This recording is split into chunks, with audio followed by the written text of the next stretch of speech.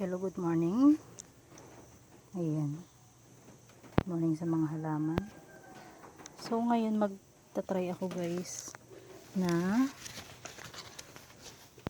i-replace ang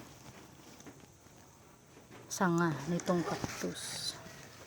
So, kung meron kayong idea, mag-comment down below na lang kayo kung paano ba nito magtanim. So, susubukan kong kumuha guys ng nito, kanyang suhi. At susubukan ko kung ito ay mabubuhay. So, tama ba ang aking ginawa? Comment down na lang kayo. Hindi ako expert sa halaman.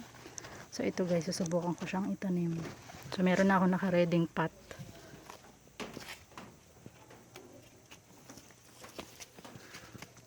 So, ito nga pala yung naka-ready natin.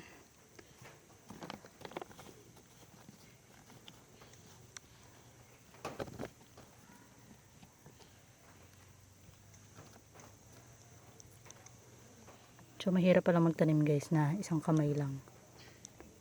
Wait lang.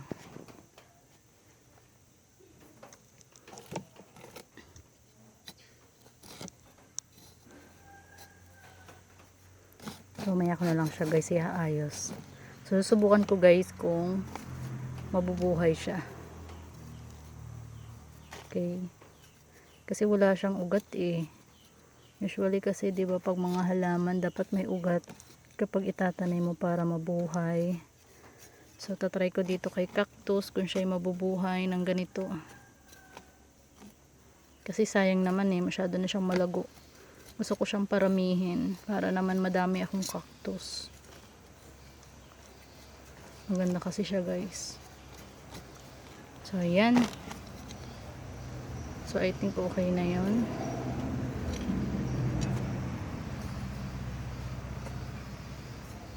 So, update ko kayo guys kung ano mangyayari sa cactus na to. Kung mabubuhay ba siya. So, didiligan na natin.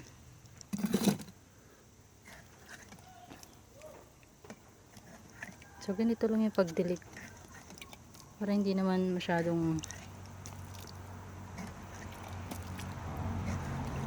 hindi po ako expert pero comment down below na lang kayo kung tama ba ang aking ginagawa. Kasi di mo naman siya pwedeng buhusan ng maraming tubig kasi baka naman malunod ba.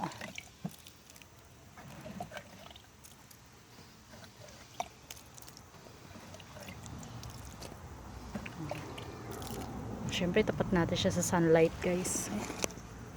Yan, so nasisikatan siya ng araw para naman yan, meron din siya makuhang vitamins from the sun. Yan. So, tingnan natin kung mabubuhay siya. Abangan sa aking next vlog. Salamat sa panunood. God bless everyone. Bye-bye.